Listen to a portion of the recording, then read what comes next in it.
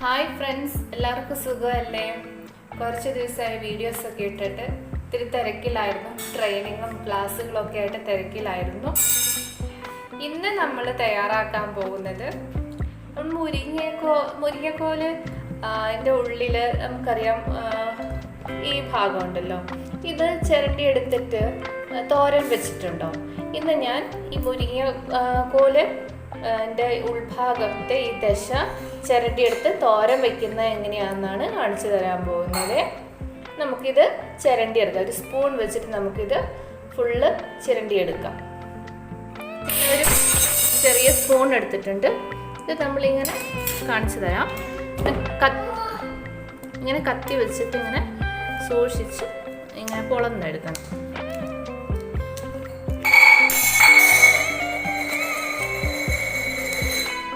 Okay, ഇനി നമുക്കിത് ചിരണ്ടി എടുക്കാം.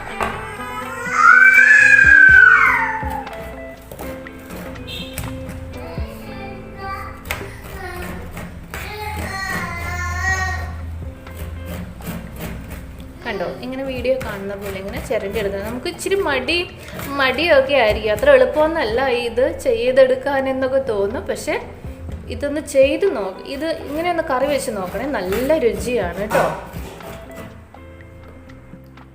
പിന്നെ മുരിങ്ങക്കോല് തിരഞ്ഞെടുക്കുമ്പോൾ അധികം മൂക്കാത്തത് വേണം. നമുക്ക് കുരു ഇങ്ങനെ നുള്ളി നോക്കിയാൽ അറിയാം മൂപ്പായിട്ടില്ല. ഏകദേശം ഒരു നല്ലൊരു പരുവത്തിലുള്ളതാണ്. ഇങ്ങനെ നമ്മൾ ചെറുകിയെടുത്തിട്ടുണ്ട്. ഇനി നമുക്ക് ബാക്കി കൂടി ചെറുകിയെടുക്കാം. പിന്നെ മുരിങ്ങക്കോല് എപ്പോഴും നല്ല ഫ്രഷ് ആയിരിക്കണം. വാടിയത് എടുത്തു കഴിഞ്ഞാൽ ഈ കറിക്ക് അത്ര രുചി ഉണ്ടാകത്തില്ല. പിന്നെ ഇത് നമുക്ക് ചുരണ്ടി എടുക്കാൻ ഭയങ്കര പാടുമായിരിക്കും. കാര്യമായിട്ടൊന്നും കിട്ടിയില്ല, കുറച്ച് എൻ്റെ കയ്യിൽ നിന്ന് ഉണ്ടായിരുന്നുള്ളൂ. അതായത് ഞാനെല്ലാം ചുരണ്ടി എടുത്തിട്ടുണ്ട്. കറി വെച്ച് കഴിയുമ്പോൾ ഇതൊന്നും കൂടി കുറയും, പക്ഷെ നല്ല രുചിയാണ്. നിങ്ങളുടെ കയ്യിൽ എത്ര അധികം ഉണ്ടോ ഫ്രഷ് ആയിട്ടുള്ളത് ഒന്ന് കറി വെച്ച് നോക്കണം കേട്ടോ. ഇനി ഞാൻ മുരിങ്ങക്കോലെല്ലാം ചിരണ്ടി എടുത്തിട്ടുണ്ട്. ഇനി ഇത് കുറച്ചല്ലേ ഉള്ളൂ. നമുക്ക് ഇതിലേക്ക് ആവശ്യമായത് കുറച്ച് ചെറിയ തേങ്ങ, ഒരു തണ്ട് കറിവേപ്പില, ഒരു 4 കാന്താരിമുളക് എടുത്തിരിക്കുന്നത്, കുഞ്ഞൊരു കഷ്ണം ഇഞ്ചി, കുഞ്ഞിത് മതിയെ, ജസ്റ്റ് ഫ്ലേവറിന് വേണ്ടിയിട്ട്. ഇനി ഒരു 5-6 അല്ലി ചെറിയ ഉള്ളി. ചെറിയൊരു ചീനച്ചട്ടി എടുപ്പത്ത് വെച്ചിട്ടുണ്ട്, കുറച്ചല്ലേ ഉള്ളൂ. അത്യാവശ്യം കട്ടിയുള്ള ഒരു ചീനച്ചട്ടി എടുപ്പത്ത് വെച്ചിട്ടുണ്ട്. ചൂടാവട്ടെ. വെളിച്ചെണ്ണ ഒഴിച്ചു കൊടുക്കാം. വെളിച്ചെണ്ണയിലാക്കി എടുക്കുന്നതാണ് നല്ലത് കേട്ടോ. എണ്ണ ചൂടായിട്ടുണ്ട്. ഒരു 1/4 സ്പൂൺ കടുക് ഇട്ട് കൊടുക്കാം. കടുക് പൊട്ടി തുടങ്ങുമ്പോൾ ഫ്ലെയിം വളരെ കുറച്ചിരിക്കണമേ. ഫ്ലെയിം വളരെ കുറച്ചിട്ടുണ്ട്. ഇനി നമുക്ക്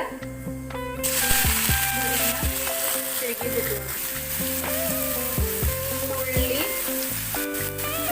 ഇഞ്ചി, പച്ചമുളക്, നാളികേരം, കറിവേപ്പില, സ്വല്പം മഞ്ഞൾപ്പൊടി, പാകത്തിന് ഉപ്പ്. നമുക്കിത് നന്നായിട്ട് ഇളക്കി യോജിപ്പിക്കാം. നന്നായി ഇളക്കി യോജിപ്പിച്ചിട്ടുണ്ട്. ചെറു തീയിൽ തന്നെ സാവധാനം വേവിച്ചെടുക്കണം. ഫ്ലെയിം കൂട്ടിയിടൊന്നും ചെയ്യരുത്. അതുപോലെ ഇടയ്ക്കിടയ്ക്ക് ഇളക്കി കൊടുക്കണം. 5 മിനിറ്റ് കഷ്ടി മതി ഇതൊന്ന് വേവിച്ചെടുക്കാൻ വേണ്ടിയിട്ട്. ഇനി നമുക്കിത് മൂടി വെച്ച് വേവിച്ചെടുക്കാം. ഇടയ്ക്ക് ഇളക്കി കൊടുക്കാനായിട്ട് മറക്കരുത്, അല്ലെങ്കിൽ അടി പിടിക്കുകയോ കരിയോ ഒക്കെ ചെയ്യാം. 5 മിനിറ്റ് ആയപ്പോഴേക്കും നമ്മുടെ മുരിങ്ങക്കായയുടെ മുരിങ്ങക്കായ ചെറുകിയത് നന്നായി വെന്തിട്ടുണ്ട്. ഇനി നന്നായിട്ട് ഇത് ഇളക്കി യോജിപ്പിച്ചിട്ട് സ്റ്റവ് ഓഫ് ചെയ്തിട്ട് 20 മിനിറ്റ്, നിർബന്ധമായിട്ടും 20 മിനിറ്റ് മൂടി വയ്ക്കണം. സ്റ്റവ് ഓഫ് ചെയ്യാം. 20 മിനിറ്റ് മൂടി വയ്ക്കാം. 20 മിനിറ്റ് കഴിഞ്ഞിട്ടുണ്ട്. ഇനി നമുക്കിത് സെർവ് ചെയ്യാം.